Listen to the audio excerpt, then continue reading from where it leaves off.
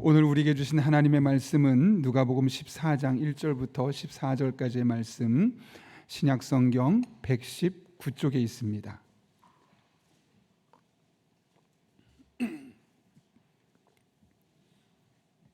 누가복음 14장 1절부터 14절까지의 말씀입니다.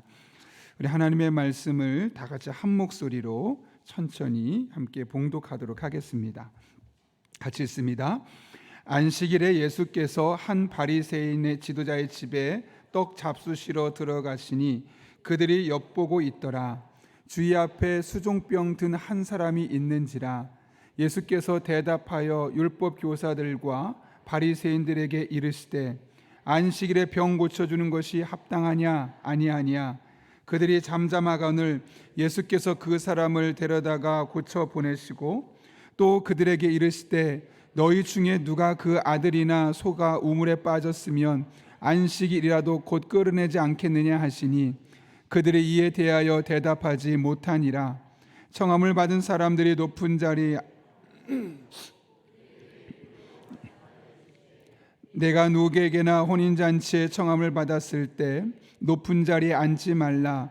그렇지 않으면 너보다 더 높은 사람이 청함을 받은 경우에 너와 그를 청한 자가 와서 너더러 이 사람에게 자리를 내주라 하리니 그때 내가 부끄러워 끝자리로 가게 되리라. 청함을 받았을 때 차라리 가서 끝자리에 앉으라. 그러면 너를 청한 자가 와서 너더러 벗시어 올라오는지라.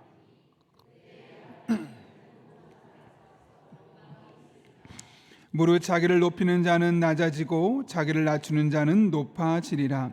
또 자기를 청한 자에게 이르시되 내가 점심이나 저녁이나 베풀거든 벗이나 형제나 친척이나 부한 이웃을 청하지 말라. 두렵건대 그 사람들이 너를 도로 청하여 내게 가품이 될까 하노라. 잔치를 베풀거든 차라리 가난한 자들과 몸 불편한 자들과 저는 자들과 맹인들을 청하되 그리하면 그들이 갚을 것이 없으므로 내게 복이 되리니 이는 의인들의 부활 시에 내가 가품을 받겠음이라 하시더라. 아멘. 우리 함께 기도하고 하나님의 말씀 나누겠습니다. 거룩하신 아버지 하나님, 오늘도 우리를 주님 전에 불러주시고 하나님을 예배하고 찬송하고 기도할 수 있는 은혜 주심에 감사를 드립니다. 기도할 수 있다는 것은 영적인 의무가 아니라 영적인 특권인데 그 귀한 특권을 우리가 하나님 앞에 가지고 나와 간구하며 기도하며 나아갈 때 하나님의 하나님 되심과 하나님의 아버지 되심과 우리의 삶을 이끄심을 온전히 경험할 수 있는 복된 새벽이 되게 하여 주옵소서. 어떤 상황에도 낙심하지 않게 하시고 좌절하지 않게 하시고 끝까지 우리의 하나님 아버지를 바라보며 그분 의지하며 나갈 수 있는 복된 시간 되게 하여 주옵소서. 말씀을 듣습니다. 이 말씀이 우리의 심령에 새겨지는 시간 되게 도와주시고 우리 영혼을 새롭게 하는 시간 되게 도와주시고 영적인 대각성이 일어나는 복된 시간 되게 하여 주옵소서. 예수님의 이름으로 기도하옵나이다. 아멘. 아마 많이 들어보셨을 겁니다. 장교 훈련 과정이 일반 사병 훈련 과정보다 훨씬 더 힘들다고 하죠. 더 많은 이론적인 공부를 하고 또 더 많은 시간을 훈련에 투자하고 그래서 장교가 훨씬 더 많은 시간을 우리 훈련 과정에 투입이 됩니다. 그와 같이 하는 이유는 당연하죠. 왜냐하면 사병들을 통솔하고 또 지휘하고 그들의 생명을 보존하기 위해서입니다. 마찬가지로 크리스천의 삶이 비크리스천의 삶보다 훨씬 더 힘든 이유, 더 많은 제재가 있고 더 많은 요구가 있고 더 성실해야 되고 더 거룩해야 되고 우리에게 주어진 일상의 많은 부분을 절제해야 되는 가장 큰 이유가 어디에 있을까요, 여러분? 바로 이 세상을 이끌고 이 세상의 방향을 정하고 나아갈 사람이 우리 그리스도인이기 때문에 그렇습니다. 그런 맥락에서 우리 그리스도인이 없다면 이 세상은 점점 혼란스러울 수밖에 없고 너도 나도 자신이 중심이 되어가면서 더 큰 문제가 생길 수밖에 없는 것이죠. 그런 맥락에서 우리가 이 세상을 이끌어가고 이 세상의 주인이 되어지고 또 이 세상을 가장 복된 길로 인도한다는 측면에서 우리가 그리스도인으로 살아가는 것이 조금 힘들고 버겁고 어렵다 할지라도 그를 마땅히 감내하는 것이 어쩜 우리에게 숙명 또는 사명이라고 할 수 있을 것입니다. 오늘 그런 맥락에서 본문의 말씀 함께 살펴보려 합니다. 누가복음 14장과 15장의 말씀은 하나님의 백성이 마땅히 걸어야 할 길에 대해서 이야기합니다.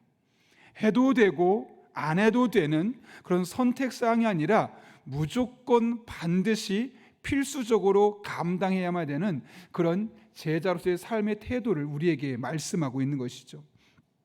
그 중에 오늘은 우리가 14장 1절부터 6절까지의 말씀을 살펴보려고 하는데요. 그 말씀을 보게 되면 예수님께서 안식일에 한 병자를 고치시는 장면을 소개하고 있습니다. 한 바리새인 지도자가 예수님을 자신의 집에 식탁의 자리에 초청합니다.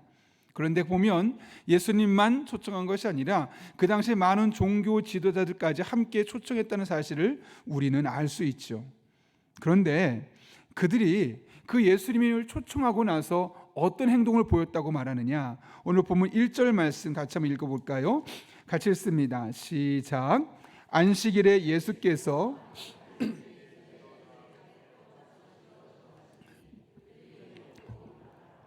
네, 우리 성경에 보면 그들이 엿보고 있더라라고 되어 있습니다. 엿보다라는 말을 원문을 보면 조금 다릅니다. 원래 곁에서 관찰하다 이 단어가 두 가지 합성된 것이죠. 그래서 주의 깊게 관찰하고 있었다. 사실 엿보다는 말만 보면 매우 부정적인 표현만 우리가 드러나긴 하지만 이 주의 깊게 관찰하다는 단어에는 두 가지 의미가 있는 거죠. 무슨 행동을 할까 기대하기도 하고, 또 하나는 어떤 행동을 하면 내가 이 사람을 속임수에 빠뜨리고 또 이 사람을 이 안식일에 죄를 범했다고 꼬투리를 잡을 수 있을까. 사실 이 두 가지 면이 포함되어 있는 단어입니다. 그래서 예수님의 행동 거지를 주의 깊게 살펴보고 있었다고 이야기합니다. 예수님께서 지금 이 상황에 어떤 말을 하실지, 어떤 표정으로 사람들을 대할지, 어떤 구체적인 행동을 취할지를 주의 깊게 관찰하고 있었다고 이야기하는 것이죠. 동일하게 세상 사람들도 우리를 그렇게 주의 깊게 관찰하고 있습니다. 주목하고 있습니다. 예수 믿는 저 사람은 도대체 어떤 사고방식을 가지고 살아갈까? 예수 믿는 저 사람은 똑같은 상황에서 어떤 행동을 취할까? 예수 믿는 저 사람은 똑같은 문제를 놓고 어떻게 대화하고 어떻게 그 문제를 풀어갈까? 주변 사람들은 우리 예수 믿는 사람들을 그렇게 엿보고 있고 주의 깊게 관찰하고 있다는 겁니다. 그렇게 우리는 우리를 관찰하는 사람들에게 때로는 실망감을 안겨줄 수도 있고, 때로는 우리가 믿는 하나님, 또 우리가 믿는 신앙에 대해서 뭐지? 도대체 무엇일까? 도대체 저들이 믿는 예수님은 어떤 분이기에 저들에게 저런 사고방식을 갖게 하고 저 같은 삶을 살도록 종용하며, 사실 누가 봐도 손해보는 것 같은데 왜 저런 모습으로 살려고 하는 것일까? 기대감을 주기도 합니다. 여러분, 우리가 잘 알고 있는 바나바라는 사람이 성경에 있죠. 그는 안디옥 교회 성도였습니다. 그에 대해서 성경이 뭐라고 말씀하냐면 사도행전 11장 24절에서 이렇게 이야기하는데요. 바나바는 착한 사람이요 성령과 믿음이 충만한 사람이라 이에 큰 무리가 주께 더하여 지더라. 사실 사도행전 11장은 안디옥 교회가 어떤 교회인지에 대해서 이야기하는 장면입니다. 그리고 그 뒤에 비로소 그리스도인이라 일 부르심을 받게 되었더라라고 소개하는 장면이 나오죠. 이 안디옥 교회를 설명하는데 그 안디옥 교회에 큰 무리가 주께 더하여졌다고 이야기하는데 그 이유가 무엇 때문이라고요? 안디옥 교회 시설이 너무나 좋아서, 어마어마하게 모든 시설이 인프라가 잘 갖춰져서 그렇다고 말하지 않습니다. 또 그 교회를 섬겼던 사도 바울의 설교리 기막힌 설교자라서 정말 하늘의 소리를 대변하는 그런 탁월한 유명한 그런 설교자라서 라고 말하지 않습니다. 혹은 정치적인 신념이 같아서 많은 사람이 모였다고 이야기하지 않습니다. 단 하나, 바나바 때문이라고 이야기하죠. 바나바는 착한 사람이요 성령과 믿음이 충만한 사람이라 이에 큰 무리가 죽게 더하여 지더라. 큰 무리가 더해진 이유가 무엇 때문이라고요? 교회 외적인 내적인 시설이나 시스템이나 이런 것들이 아니라 이에 즉 바나바가 착한 사람이었고 성령과 믿음이 충만한 사람이었기 때문에 그 교회에 많은 사람들이 모여들게 되었노라고 성경은 증언하고 있는 것이죠. 바나바 때문에. 아마도 그 주변에 믿지 않는 사람들, 특별히 안디옥 교회는 이방 교회 아니겠습니까? 그 이방 교회 사람들, 그 교회 들어오기 전에 안디옥 교회에 있었던 그 바나바가 하는 행동들을 보면서 뭐지? 저 사람은 왜 저렇게 나와 다른 사고방식으로 살려고 하지? 나 같으면 저렇게 안 하겠는데 왜 저 사람은 저렇게까지 손해보면서 저를 감당하는 거지? 왜 굳이 주일에 나는 놀러 가는데 저 사람은 교회 나가는 거지? 내 시간 들여서 나의 상을 하기에 바빠 죽겠는데 저 사람은 왜 교회 가서 봉사한다고 하고 왜 예배하고 심지어는 헌금까지 드리면서 쓸데없는 시간과 돈과 에너지를 낭비하는 거지? 아니 그리고 굳이 저렇게까지 살 필요가 있을까? 나 같으면 화 한번 확 내겠는데 그걸 굳이 꾹꾹 참으면서 저렇게까지 해야 되나? 바나바는 착한 사람이요 성령과 믿음이 충만한 사람이라. 뭔진 잘 모르겠지만 나도 저 사람처럼 한번 살아보고 싶다. 저 사람이 저렇게 달라진 것이 저 사람이 믿는 예수님 때문인 것 같은데 그렇다면 나도 한번 저 사람이 믿는 예수님을 한번 믿어봐야겠다.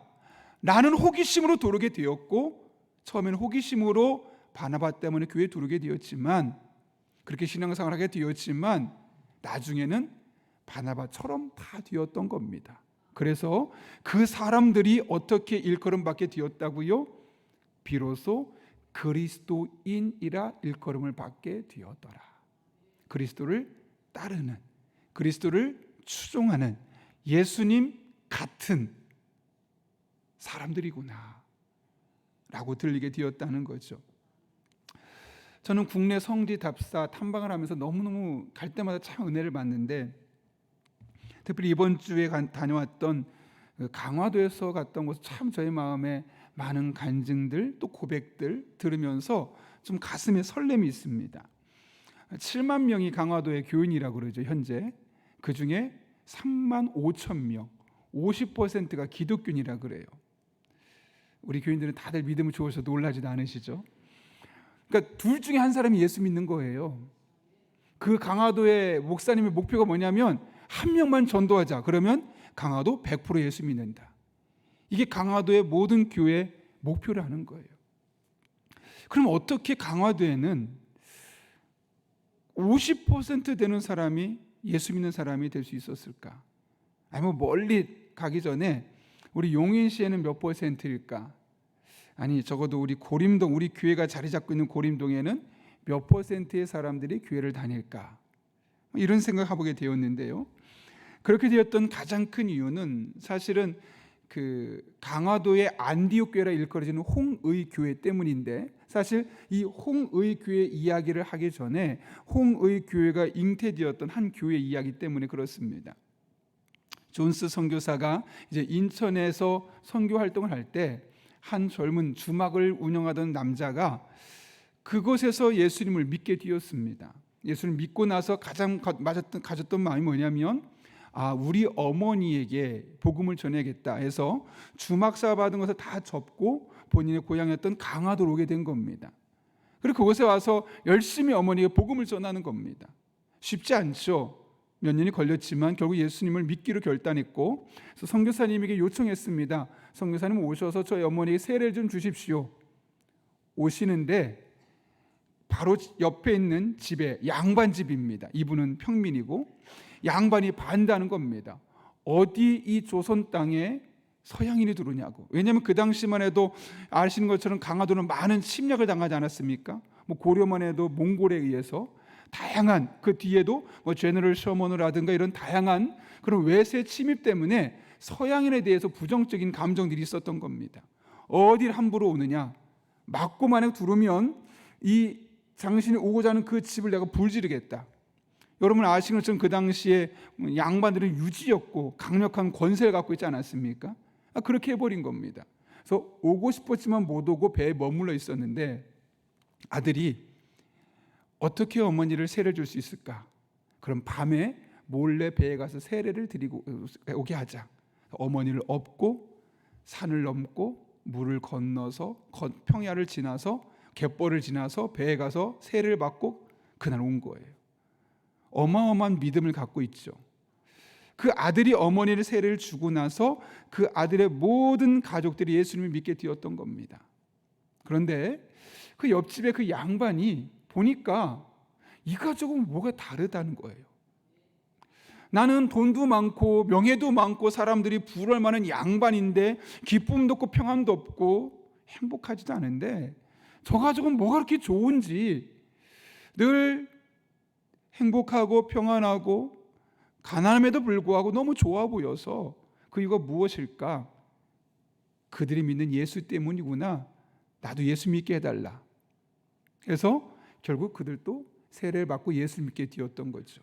그런데 그 당시 어떤 일이 생겼냐면 그 평민을 중심으로 한 교회가 하나 있고 이 양반 가정을 중심으로 한 교회가 하나 있는 겁니다.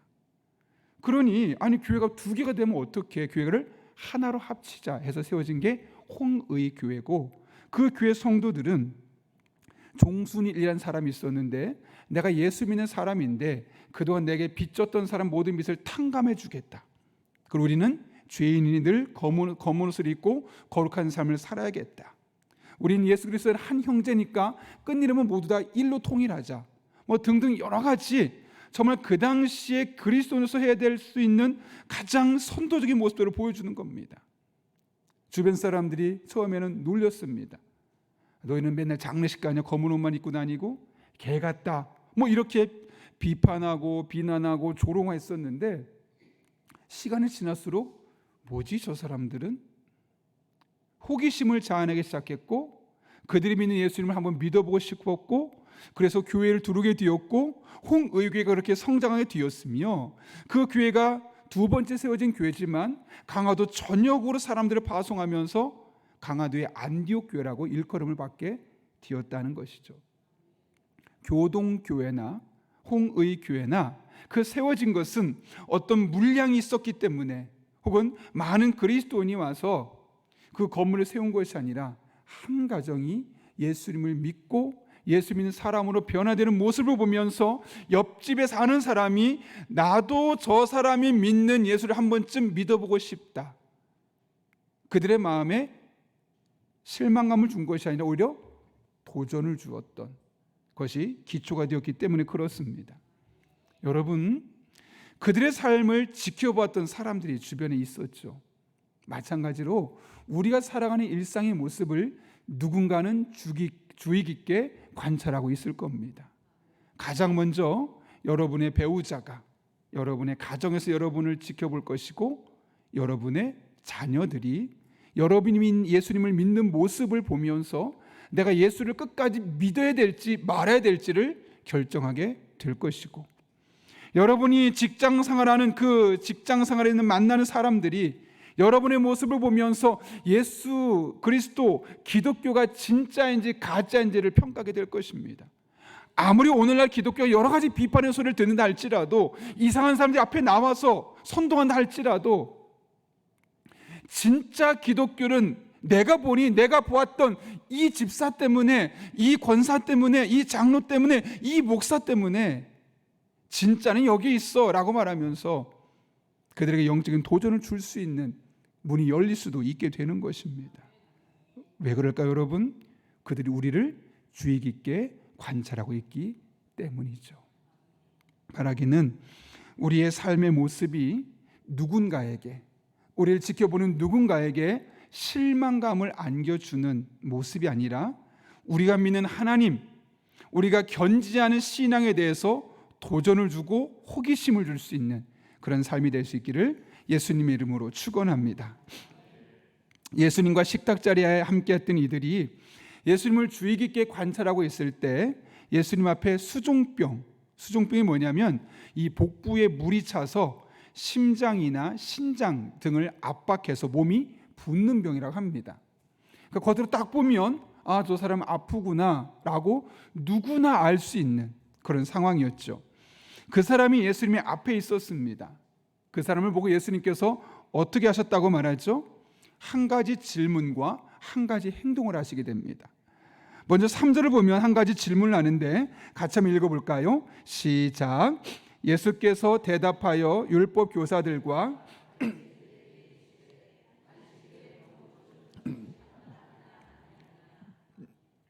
여기 보면 예수께서 대답하여라는 말이 있는 말로 보아서 그들이 예수님께 어떤 질문을 했던 것으로 보입니다. 아마도 이 사람 고쳐도 될까요? 이 사람이 왜 그럴까요? 등등 다양한 질문을 했었겠죠. 그러나 본문이 뭐라고 말하지 않기 때문에 정확하게는 알 수는 없지만 오늘 본문 예수님께서 안식일에 병 고쳐주는 것이 합당하냐 아니냐라고 물어본 것은 그들의 질문에 대한 대답이었음을 알게 되죠. 그렇게 답을 했는데 사람들이 잠잠합니다. 의도가 있었기 때문이죠. 그러자 예수님께서 또 이르시되 4절을 보게 되면 그를 고쳐주었다고 합니다. 그리고 나서 5절에서 매우 의미심장한 말씀을 하시죠. 같이 한번 읽겠습니다. 시작. 또 그들에게 이르시되 너희 중에 누가 그 아들이나 소가 우물에 빠졌으면 안식일이라도 곧 끌어내지 않겠느냐 하시니. 이게 무슨 말일까요, 여러분? 실제로 당시 사람들은 안식일에 하지 말아야 될 일 투성이었지만 만약 안식일이라 할지라도 아들이 구덩이에 빠지거나 너희에게 중요한 재산이 되는 소가 물에 빠져 있으면 건져내도 된다 라고 되어 있었습니다. 대신 질병으로 고통받는 사람을 고쳐주거나 혹은 노동이 되는 일들은 해서는 안 된다 라고 금지했었던 것이죠. 이 안식일의 규정을 보면 겉으로 보기에는 마치 안식일을 성실하게 준수하려는 그런 종교적인 열심처럼 보였지만 실상은 개인의 이득이 그들에게 가장 중요했던 겁니다. 이것이 우리에게 돈이 되느냐, 우리에게 이것이 이득이 되느냐, 그렇다면 안식일을 할지라도 그거 죽으면 안 되잖아. 큰 재산인데 그거 건져내도 돼. 그런데 정말 목숨이 경각에 달린 사람이 죽어가고 있어도 안식일이라면 그 사람을 고치는 것은 잘못된 거야 라는 말도 안 되는 안식일 규정의 이율배반적인 모습이 있었던 것이죠. 예수님은 지금 이 사실을 지적하고 있는 겁니다. 여러분, 사람들이 세상을 바라보는 다양한 관점들이 있죠. 그 중에 하나가 바로 경제적인 관점, 자본주의적인 관점일 겁니다. 세상을 보되 이 사람이 나에게 이득이 되느냐, 그럼 그 사람에게 허파와 쓸개까지 빼줄 정도로 잘하는 겁니다. 이 교회가 나에게 이득을 주느냐에 따라서 그 교회를 선택할지 말지를 결정하는 겁니다. 최근에 한 분에게 그런 얘기를 들었어요. 두 분이 우리 교회에 와서 몇 번 예배를 참석하고 아내분이 이 교회 좋다 해서 등록을 하려고 하는데 남편 때문에 등록을 못하게 되었고 교회를 옮기게 되었노라고 그러면서 이런 얘기를 하는 거예요. 본인은 너무 우리 교회가 좋고 남편도 좋다고 하는데 문제점이 하나 있다는 겁니다. 남편이 사업을 하는데 우리 교회가 좀 더 컸으면, 그러니까 큰 교회면 많은 다양한 사람들 만날 수 있으니까 그 큰 교회 가야지 우리 사업이 더 잘 되는 거 아니냐. 그러니 이 교회도 너무 좋지만 제일 큰 교회로 가자. 그래서 교회를 그쪽으로 가게 되었느라는 거예요. 그 이야기를 보면서 한편으로는 이해가 되었지만 또 한편으로는 마음이 너무너무 아픈 거죠. 교회를 선택하는 기준이 내가 믿음 생활을 잘할 수 있고 나에게 바른 신앙생활을 가르쳐 주어서 내가 조금 힘들어도 버거워도 믿음의 길을 온전히 살게 하는 그런 교회를 선택해야 되는데, 내가 사업하는데 경제에서 조금 더 이득을 줄 수 있는 교회를 선택해야지 라고 해서 대형 교회를 선택하게 되었노라 라는 이야기를 들으면서 너무너무 마음이 아픈 거예요. 우리 교회를 선택하지 않아서가 아니라 그 선택하는 기준이 너무너무 마음이 아픈 거죠.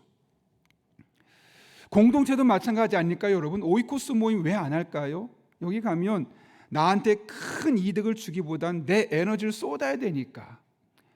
그래서 좀 가서 나를 즐겁게 하고 은혜가 되게 하고 나를 기쁘게 만들고 행복하게 만들어주면 내가 얼마든지 가겠는데, 얼마든지 에너지를 투입하겠는데, 가면 나도 시간을 써야 되고 에너지를 써야 되고 마음을 써야 되니까 난 그냥 오이코스 안 갈래, 안 들어갈 거야 하는 마음을 먹는다면 사실 우리도 그 또한 돌아볼 필요가 있는 거죠. 나에게 이득이 되어야지만, 나를 즐겁게 해 주어야 되지만, 선택하게 된다면 오늘 본문에서 안식일에 소와 아들이 우물에 빠진 것은 건져내도 되지만 병든 사람을 고친 것을 금하는 그런 우를 범할 수밖에 없는 것이죠. 여러분, 예수님과 식탁에 앉았던 이들에게서 동일한 인생의 관점을 발견하지 않습니까? 그래서 예수님께서 이 말씀을 하신 겁니다. 그리고 이 말씀하신 의도는 무엇일까요? 그것을 넘어서라는 것이죠. 믿음 생활하면서 경제적인 관점이 내게 이득을 주어야지만 해야 된다, 그 관점을 넘어설 때 다른 사람은 볼 수 없는 것들을 보게 되고, 그럴 때 진정한 믿음 생활이 시작될 수 있기 때문에 그렇게 말씀하는 것이죠. 나에게 별 이득이 없어 보여도, 아니 때로 내가 손을 보는 것 같아 보여도 사랑하며 섬기는 삶을 살 수 있어야 됨을 우리에게 강조하기 위해서 이야기하고 있는 겁니다. 이른바 자본주의적인 경제 관점을 버리고 십자가의 관점으로 살 것을 우리에게 말씀하기 위해서 오늘 이 비유를 말씀하시는 거 아니겠습니까? 실제로 예수님께서 이 땅에 오셔서 십자가 사신 일이 무엇입니까? 로마서 5장 6절을 보면 우리가 아직 연약할 때에 기약대로 그리스도께서 경건하지 않은 자를 위하여 죽으셨도다. 아무런 이득이 없었어요. 하나님 앞에 연약해서 드릴 것도 없었고 자랑할 만한 것도 없었고 경건하지도 않았어요. 믿음 우리를 구원하면 오히려 예수님의 이름에 먹칠을 할 수 있는 존재들이었습니다. 그러나 내가 이 아이를, 이 사람을 구원해서, 이 존재를 구원해서 내가 유익하게 해야지, 그러면 나는 십자가를 줘도 아깝지 않아, 그래서 십자가를 지신 것이 아니라고요.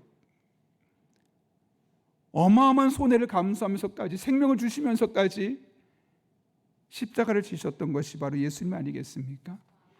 만약 경제적인 관점으로 봤다면 절대로 십자가를 지지 않으셨을 겁니다. 그러나 십자가의 관점으로, 사랑의 관점으로 보면 십자가를 질 수도 있는 것이죠. 이렇게 우리도 매사에 우리에게 내게 무엇이 이득이 될까, 이런 경제적인 관점으로 보고 살 것이 아니라 십자가의 눈으로, 십자가의 관점으로 보고 해석할 수 있기를 바랍니다. 마음에 안 드는 사람이 있죠. 십자가의 눈으로, 관점으로 보십시오. 피하고 싶은 상황도 있죠. 십자가의 관점으로 그 상황을 해석해 보십시오. 부족하고 실수투성인 사람들을 십자가의 눈으로 재해석해 볼 수 있기를 바랍니다. 그러면 예수님의 눈을 갖게 될 것이고 예수님의 마음을 소유하게 될 것입니다. 모든 게 과거와 다르게 보일 것입니다. 모든 상황을 이길 수 있는 능력을 갖게 될 것이고, 연약한 자들의 아픔이, 고난 속에 있는 자들의 좌절과 슬픔이 이상하게 내게 보이게 될 것입니다. 그래서 그들을 위해 기도하게 될 것이고, 그들을 위해서 마음을 쓰게 될 것이고, 그들의 시간을 드리는 것이 전혀 아깝지 않다는 것을 우리들의 삶에서 이상하게도 경험하게 될 것입니다. 그렇게 다른 사람이 볼 수 없는 것을 보고 다른 사람이 느낄 수 없는 것을 느낄 수 있는 삶, 적지 않은 부담도 있겠지만 이것이 바로 은혜요, 특권이요, 영적인 축복입니다. 이것을 누릴 수 있는 저 여러분 될 수 있기를 예수님의 이름으로 축원합니다. 우리 함께 기도하겠습니다.